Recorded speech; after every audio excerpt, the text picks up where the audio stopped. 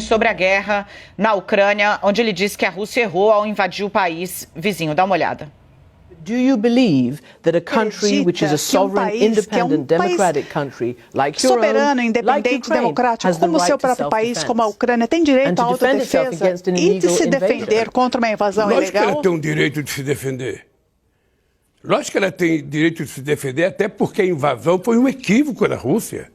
Ela não poderia ter feito isso. E, afinal de contas, ela faz parte do Conselho de Segurança Nacional.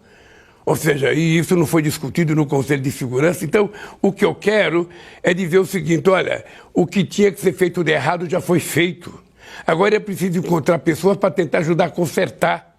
E eu sei que o Brasil não tem muita importância no cenário mundial, sabe, nessa lógica perversa dos conflitos do mundo, mas eu posso te dizer que eu vou me dedicar para ver se encontro um caminho para alguém falar em paz. Eu tive com o chanceler alemão esses dias. E ele foi no Brasil. E ele pediu que o senhor enviasse os seus tanques Leopard para ele, munição, não? O senhor disse não. E eu não quis mandar, porque eu falei, se eu mandar, eu entrei na guerra. Eu falei, se eu mandar, sabe, as munições que você está pedindo, eu entrei na guerra. E eu não quero entrar na guerra, eu quero acabar com a guerra.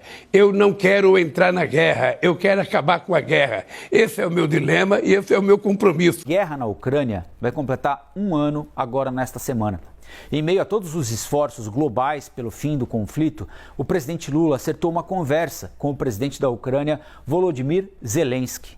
Essa informação foi confirmada pela nossa analista Basília Rodrigues e a Juliana Lopes tem mais informações para a gente sobre esse contato telefônico que vai acontecer em breve, né, Juliana? Bom dia. Isso mesmo, Colombo. Essa data ainda não foi definida, vai ser acertada pelas diplomacias dos dois países, mas já é uma notícia importante essa conversa. Quem abriu, inclusive, esse canal de diálogo com os ucranianos foi o ministro do Itamaraty, Mauro Vieira, que a gente lembra, esteve nos últimos dias na Conferência de Segurança de Munique, na Alemanha, e aí conversou com vários representantes de países sobre esse assunto. Ele teve uma conversa mais especificamente nesse sábado com o chanceler ucraniano e também com o chefe de defesa e diplomacia da União Europeia. Conversou nesse fim de semana com representantes de 18 países ao todo e ouviu desses representantes um apoio a esse posicionamento do Brasil em relação a defender um apaziguamento desse conflito entre Ucrânia e Rússia. A CNN apurou que outros assuntos foram tratados nessas conversas, para além da guerra na Ucrânia. Também um apoio em relação às ações que foram tomadas pelo Brasil sobre o ato golpista registrado aqui em Brasília no 8 de janeiro e sobre meio ambiente, as ações contra o garimpo ilegal que estão sendo tomadas também pelo Brasil, mais especificamente depois da crise humanitária registrada ali no território Yanomami, né, dentro de Roraima. Bom, sobre a guerra, a expectativa é que na próxima semana a ONU vote uma sugestão brasileira sobre esse processo de pacificação entre Ucrânia e Rússia e a gente vai acompanhar então a definição dessa data para uma conversa do presidente Lula com o Volodymyr Zelensky. Eu volto com você. Valeu, Juliana. Juliana Lopes, ao vivo, direto de Brasília, trazendo um pouco mais de detalhes sobre essa apuração da Basília Rodrigues. Deve acontecer ao longo desta semana em que a guerra completa um ano, a invasão da Rússia à Ucrânia completa um ano, o primeiro contato direto entre Volodymyr Zelensky e o presidente Lula, desde que Lula assumiu o cargo, o mandato pela terceira vez, agora no dia 1º de janeiro. Hoje, o vice-chanceler russo, número 2 do Ministério das Relações Exteriores, do poderoso Lavrov, disse publicamente, e a agência estatal russa fez questão de disparar, o que significa que era, de fato, uma vontade de Putin de colocar esse assunto na rua. Disse o quê, Daniela?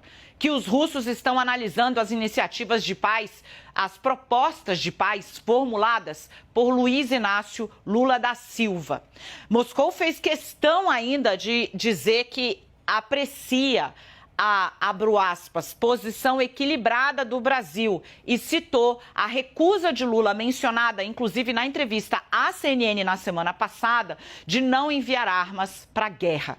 O assunto está mobilizando as atenções porque acontece no mesmo momento em que a ONU se prepara para analisar um pedido de cessar-fogo. A Rússia é obrigada a cumprir? Não. Mas esse pedido tem um trecho inserido pela diplomacia brasileira, pelo Brasil, que fala em cessar-fogo e sentar na mesa de negociação para encontrar um caminho para finalizar e encerrar o conflito mediado por uma mesa de países do Ocidente e também do leste europeu, com China e quem mais quiser participar.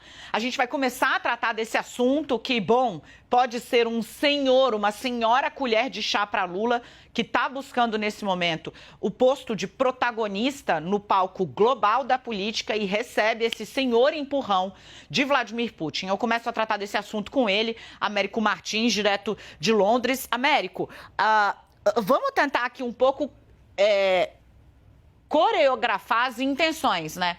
Porque nada que é disseminado pela mídia estatal russa é disseminado ao acaso. E nenhuma palavra sai da boca da chancelaria russa ao acaso. Tem aí um holofote dado pelos russos de presente para Luiz Inácio Lula da Silva às vésperas do aniversário da guerra da Ucrânia. Como é que a gente pode interpretar esse comunicado que a gente vai detalhar aqui ao longo dessa edição? Dani, boa tarde de novo. Esse é muito significativo, esse movimento de Moscou, do presidente Putin, do Ministério das Relações Exteriores. Foi o vice-chanceler, como você lembrou, Mikhail Galuzin, que deu essa declaração. Ele é o braço direito do Lavrov, que é o ministro das Relações Exteriores russo, e foi um dos poucos movimentos que Moscou fez, e muito significativo também que seja na véspera do primeiro aniversário, em direção a uma proposta de paz, em direção a uma conversa diplomática. Até aqui, Moscou tinha insistido muito que não ia negociar sob pressão e que não tinha outros parceiros independentes com quem eles pudessem sentar e negociar algum tipo de paz na Ucrânia. Eles julgam que a pressão muito forte feita pelos Estados Unidos e pela União Europeia não qualificam esses lados para tentar intermediar essa conversa com a Ucrânia, que mais cedo ou mais tarde vai ter que acontecer. Não vai acontecer neste momento, pelo contrário, os dois lados estão se preparando para ofensivas militares, mas Moscou sabe que em algum momento vai ter que sentar à mesa e vai ter que discutir uma solução para esse conflito. E encontrou no Brasil, um grande país, um país que está voltando aí à cena agora internacional, um possível intermediário nessas discussões. Notícia, foi aprovada pela ONU com 141 votos a resolução, com um trecho já proposto pelo grupo de Luiz Inácio Lula da Silva, pela diplomacia de Lula, gente, em um cessar-fogo. Olha aí, ó, a gente tem as imagens lá, 141 votos a favor, 32 abstenções, 7 votos contrários. Eu já estou conectada com o Américo Martins, porque eles queriam um recorde, eles queriam bater um recorde, eles queriam bater 147 votos, salvo engano, mas ficou em 141. De todo modo, o governo brasileiro conseguiu o aval das potências para incluir aí um trecho que pedisse o fim das hostilidades entre Rússia e Ucrânia, para buscar a questão de uma mesa de negociação de cessar-fogo. Bia, o Américo já está comigo para a gente falar com ele. Américo, uma análise rapidíssima aí para a gente sobre essa vitória obtida pelo governo Lula na ONU. Politicamente, entrou bem na foto num dia em que o Putin botou o retrato dele do lado da cabeceira. Exatamente, Dani. Foi uma votação importante, foi aprovado, não bateu o recorde. A última resolução foi aprovada com 143 votos, mas continua mostrando o tamanho do apoio que a Rússia tem, que é muito reduzido. Apenas 7 países votaram a favor da Rússia. Muito importante a inclusão dessa questão do processo de paz e encontrar um processo diplomático para levar a paz na Ucrânia. Foi uma iniciativa do governo brasileiro e o embaixador brasileiro ele justificou o voto antes da votação. Isso foi aberto aos vários países lá e o embaixador brasileiro pediu a palavra. Ele disse que o Brasil está pronto para participar do esforço por uma solução duradoura do conflito. E ele também disse que o Brasil defende a cessação das hostilidades sem nenhuma pré-condição de qualquer um dos lados. Dani.